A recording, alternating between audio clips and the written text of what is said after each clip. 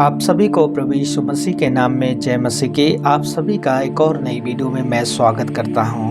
यदि आप मेरे चैनल पे नए हैं तो चैनल को सब्सक्राइब करके बेल बटन दबा लें ताकि आने वाली हर एक नई वीडियो सबसे पहले आप तक पहुंच सके।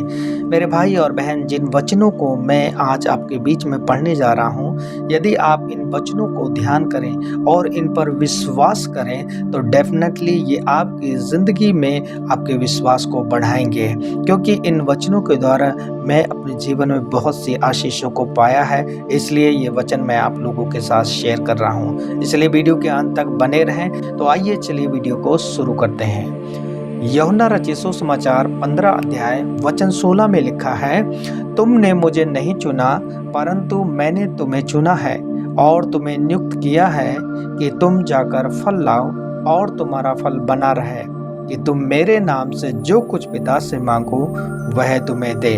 मुझे याद है अपनी ज़िंदगी के वो दिन और वो घड़ी और वो पल जहाँ मुझे कुछ भी नहीं समझ में आ रहा था कि मैं क्या करूं और क्या ना करूं, और मेरे मन में ऐसे भी सवाल आ रहे थे कि क्या वाकई में मैं प्रभु के द्वारा बुलाया हुआ सेवा कर रहा हूं या फिर मैं अपनी मर्जी से सेवा करने निकल चला हूं। क्योंकि उन दिनों सेवकाई में कोई भी फल नहीं दिखाई दे रहे थे और जीवन बहुत रूखा सूखा सा गुजर रहा था और बहुत से दिमाग में विचारों को चल रहे थे। तब परमेश्वर ने मुझे इस वचन को मेरे जीवन में दिया, और जब ये वचन मेरी जिंदगी में आया तो मैं आनंद से भर गया और मेरे अंदर ये कॉन्फिडेंस आ गया कि चाहे परिस्थितियां आज खराब हैं, चाहे आज कोई फल नहीं दिख रहा है, लेकिन तो भी परमेश्वर का वचन कहता है, यीशु ने कहा कि मैंने तुझे चुना है। और इस बात ने मेरे दिल में बहुत ही ज़्यादा विश्वास दिया और मुझे मजबूत किया। और आपको भी परमेश्वर ने चुना है। भले आपकी परिस्थितियां, हालात विपरीत होंगे, कठिनाई भरे दिन होंगे, लेकिन याद रखना परमेश्वर ने आपको चुना है और परमेश्वर चाहता है कि आपके जीवन से वो फल लेकर आएगा। इसलिए विश्वास में बने रहें और इस वचन को मजबूती से अपने जीवन में पकड़े रहें। दूसरा वचन यिर्मयाह नबी की पुस्तक 29 अध्याय वचन 11 में, क्योंकि यहोवा की यह वाणी है कि जो कल्पनाएं मैं तुम्हारे विषय करता हूँ उन्हें मैं जानता हूँ, वे हानि की नहीं वरन कुशल ही की हैं, और अंत में तुम्हारी आशा पूरी करूंगा। ये परमेश्वर यहोवा का वचन आज आप सभी के लिए है कि जो कल्पनाएं, जो विचार मैं आपके विषय में करता हूँ, सोचता हूँ, वो मैं जानता हूँ, वे हानि की नहीं वरन कुशल ही की हैं, और अंत में तुम्हारी आशा पूरी करूंगा। मेरे भाई और बहन, ये परमेश्वर यहोवा का वचन है। विश्वास करें कि वो परमेश्वर कभी झूठ नहीं बोलता और वो कभी बदलता नहीं है और ना ही मुकरता है। वो स्वयं आज इस प्रकार आपसे कहता है, जो विचार और जो कल्पनाएं मैं तेरे बारे में करता हूँ, चाहे वो भविष्य की हैं चाहे प्रेजेंट की हैं, उन्हें मैं जानता हूँ, वे हानि की नहीं बल्कि कुशल की हैं, और तुम्हारी आशा को पूरी करूंगा। इस वचन को मजबूती से पकड़ें कि जो कुछ परमेश्वर आपके बारे में सोचता है और आपके जीवन में करता है वो आपके जीवन में भला करेगा। हो सकता है कठिन परिस्थितियां हैं, हालात बुरे हैं, चारों तरफ अंधेरा सा है, लेकिन इस वचन को अपना आधार मान लें कि मेरा परमेश्वर यहोवा जो मेरे बारे में सोचता है और मेरे भविष्य के बारे में सोचता है, वो वही जानता है और वो अंत में आपकी आशा पूरी भी करेगा। तीसरा वचन मत्ती रचित सुसमाचार 7 अध्याय 7 वचन में लिखा है, मांगो तो तुम्हें दिया जाएगा, ढूंढो तो तुम पाओगे, खटखटाओ तो तुम्हारे लिए खोला जाएगा। यहाँ क्लियर लिखा है, मांगो तो, नहीं मांगो तो नहीं मिलेगा, अर्थात मांगो तो मिलेगा, और ढूंढो तो पाओगे, और खटखटाओ तो तुम्हारे लिए खोला जाएगा।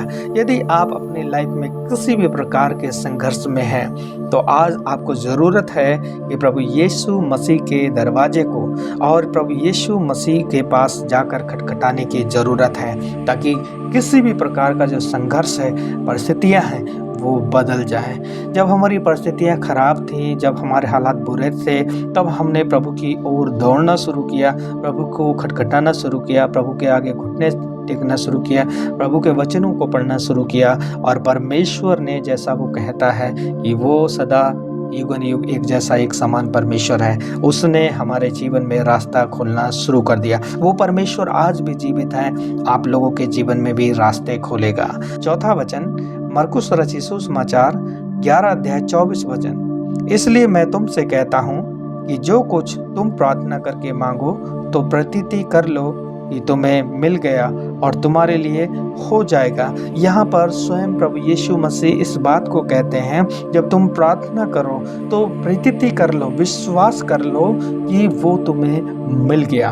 हम सब लोग कई बार प्रार्थना करते हैं, प्रार्थना करने के बाद में मन में वही विचार रहते हैं, होगा नहीं होगा, इस प्रकार की बातें होती हैं और यही वजह है कि हमारी प्रार्थना नहीं सुनी जाती हैं। लेकिन प्रभु यहाँ क्लियर कहता है कि जब तुम प्रार्थना करके मांगो तो विश्वास कर लो कि तुम्हारे लिए हो जाएगा और तुम्हें मिल जाएगा, ताकि परमेश्वर आपके जीवन के लिए वैसा ही कर दे, क्योंकि लिखा है कि तेरे विश्वास के अनुसार से तेरे लिए हो जाएगा। आज किसी भी प्रकार की आप कोई भी विपरीत और कठिन परिस्थिति में क्यों ना है, यीशु मसीह से प्रार्थना करें, क्योंकि वो सुनने वाला परमेश्वर है और लिखा है कि वो मांगने वालों को देने वाला परमेश्वर है। आप अपने जीवन में उन सारी परिस्थितियों को डांटें और प्रभु से प्रार्थना करें, परमेश्वर जरूर कोई ना कोई सलूशन और समाधान आपके जीवन में निकालेंगे। चिंता करने की बजाय, निराश होने की बजाय, हताश होने की बजाय आप प्रभु से मांगना शुरू करें और विश्वास करें कि जो कुछ आप कह रहे हैं वो परमेश्वर करने वाला पिता है। 5वां वचन, यूहन्ना रचित सुसमाचार 15 अध्याय 7 वचन, यदि तुम मुझ में बने रहो और मेरा वचन तुम में बना रहे तो जो चाहे मांगो वह तुम्हारे लिए हो जाएगा। यहाँ प्रभु का ये वायदा है, यदि आप मुझ में और मेरा वचन तुम में बना रहे तो जो चाहे मांगो तुम्हारे लिए हो जाएगा।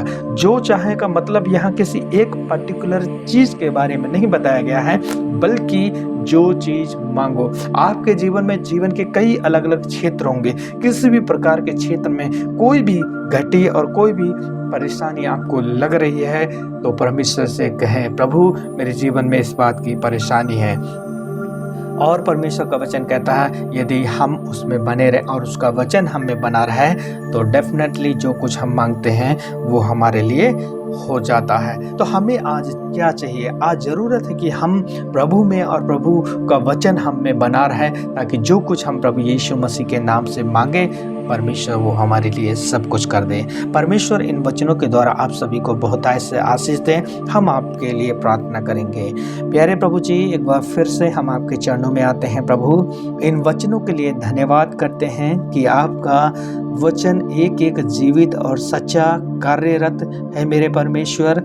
जो कोई आपके पास में आता है, आपके नाम से आता है, वो कोई भी खाली नहीं जाता है। बाइबल क्लियर लिखा है, जहाँ कहीं आप गए और जब कभी लोग आपके पास आए किसी भी मुद्दे को लेकर, किसी भी समस्याओं को लेकर, हर एक के जीवन में आपने समाधान किया। आज जितने भाई और बहन इस वीडियो को देख रहे हैं प्रभु, मेरी प्रार्थना है कि किसी भी मुद्दे को लेकर, किसी भी बातों को लेकर इनके मन चिंतित हैं, व्याकुल हैं, जीवन का किसी भी क्षेत्र इनको दुखी करता है, परेशान करता है, तो यीशु मसीह के नाम से इनकी जिंदगी के हर एक क्षेत्र के समाधान कर ये यीशु आप दया करें, आप इनके जीवन में करुणा करें प्रभु जी। हे प्रभु, धन्यवाद करते हैं प्रार्थना सुनने के लिए, प्रभु यीशु मसीह के नाम से मांगते हैं, आमीन। मिलेंगे अगली नई वीडियो में नए टॉपिक के साथ। तब तक के लिए अपना ढेर सारा ख्याल रखें और इसी प्रकार की वीडियो देखने के लिए आप हमारे साथ बने रहें। जय मसीह की।